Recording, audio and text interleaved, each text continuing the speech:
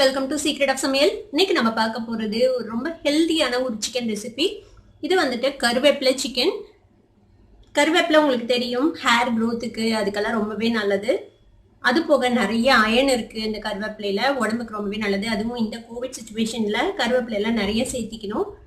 இந்த கருவேப்பிலை சிக்கன் வந்துட்டு செம்ம டேஸ்டியாகவும் இருக்கும். இது வந்துட்டு சாதத்து கூட சேர்த்து சாப்பிடலாம், இட்லி தோசை கூட வச்சு சாப்பிடலாம், சப்பாத்திக்கு எல்லாத்துக்குமே செம்ம காம்பினேஷனா இருக்கும். சரி வாங்க டிலே பண்ணாம இந்த செம்ம டேஸ்டியான கருவேப்பிலை சிக்கன் எப்படி செய்யலாம்னு பார்க்கலாம்.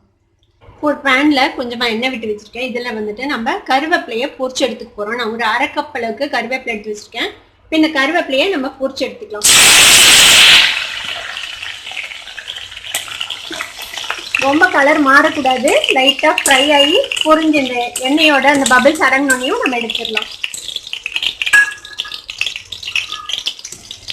இது மாதிரி நல்லா பொரிச்சு எடுத்து வச்சுக்கோங்க கருவேப்பிலைய. இப்போ அதே கடாயில ஒரே ஒரு டீஸ்பூன் எண்ணெய் விட்டு வச்சிருக்கேன். நான் வந்துட்டு ஒரு வெங்காயத்தை இந்த மாதிரி ரஃபா சாப் பண்ணி வச்சிருக்கேன். ஒரு 10 பல் பூண்டு எடுத்து வச்சிருக்கேன்.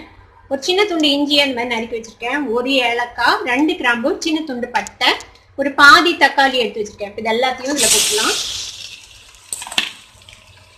இது எல்லாத்தையும் நல்லா செவக்க நம்ம வதக்கிக்க போறோம்.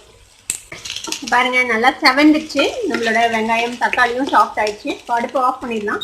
இப்போ நம்ம வதக்குன இந்த வெங்காயம் பூண்டு தக்காளி எல்லாத்தையும் ஒரு மிக்சி ஜார்ல போட்டாச்சு. கூட ஒரு அரை டீஸ்பூன் மிளகாய் பொடி சேர்த்திக்கோங்க. மிளகாத்தூள் உங்க காரத்துக்கு எவ்வளவு வேணுமோ அந்த அளவுக்கு சேர்த்திக்கோங்க. 1 டீஸ்பூன் மல்லித்தூள் சேர்த்திக்கலாம். அரை டீஸ்பூன் சீரக பொடி சேர்த்திக்கோங்க. ஒரு 1/4 டீஸ்பூன் கரம் மசாலா பொடி சேர்த்திக்கலாம்.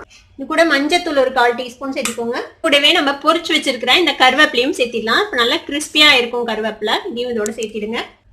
இப்போ இதுல தேவையான அளவுக்கு தண்ணி விட்டு நல்லா ஸ்மூத்தான ஒரு பேஸ்டா நம்ம அரைச்சு எடுத்துக்க போறோம். இது மாதிரி நல்லா ஸ்மூத்தான ஒரு பேஸ்டா அரைச்சு எடுத்தாச்சு.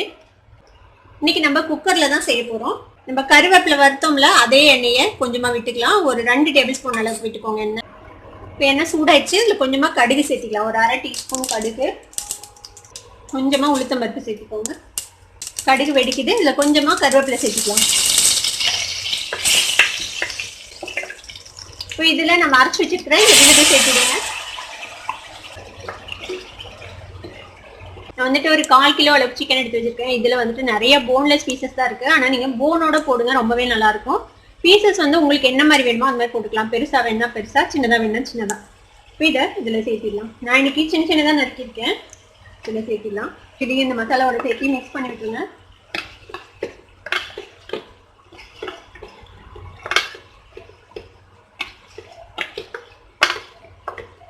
இந்த மிக்சி ஜார்லயே கொஞ்சமா தண்ணி விட்டு இந்த தண்ணி இதுல சேர்த்திடலாம். கன்சிஸ்டன்சி வந்து உங்களுக்கு என்ன மாதிரி வேணுமோ அந்த மாதிரி நீங்க பார்த்து தண்ணி வச்சுக்கோங்க. நான் இன்னைக்கு செய்யறது கொஞ்சம் செமி கிரேவி டைப்ல செய்ய போறேன். இதுக்கு தேவையான அளவுக்கு உப்பு சேர்த்திக்கலாம். நான் கல் உப்பு சேர்த்துறேன். நல்லா ஒரு மிக்ஸ் பண்ணி விட்டு இந்த குக்கரை மூடி போட்டு நம்ம ஒரு 4 விசில் விட போறோம்.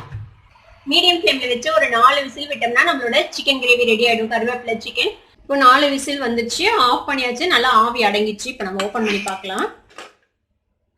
பாருங்க, சூப்பரா நம்மளோட கருவேப்பிலை சிக்கன் நல்லா எண்ணெய் தெளிஞ்சு ரெடி ஆயிடுச்சு. நான் வந்து இந்த அளவுக்கு கிரேவியா வச்சிருக்கேன். நீங்க வந்து இது இன்னும் ட்ரை பண்ணணும்னாலும் பண்ணிக்கலாம். கன்சிஸ்டன்சி வந்துட்டு உங்களுக்கு எப்படி வேணுமோ அந்த மாதிரி நீங்க பண்ணிக்கலாம். இப்போ அவ்வளவுதான். இதை வந்துட்டு நம்ம ஒரு சர்விங் பவுலுக்கு மாத்திடலாம். இந்த கறி லீஃப் சிக்கனை ஒரு சர்விங் பவுலுக்கு மாத்தியாச்சு. மேல வந்துட்டு நான் ஃப்ரை பண்ண கருவேப்பிலை போட்டு கார்னிஷ் பண்ணிருக்கேன்.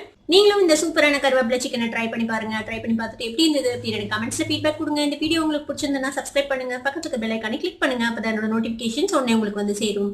லைக் பண்ணுங்க, ஷேர் பண்ணுங்க. தேங்க்யூ ஃபார் வாட்சிங் this video viewers. Bye by.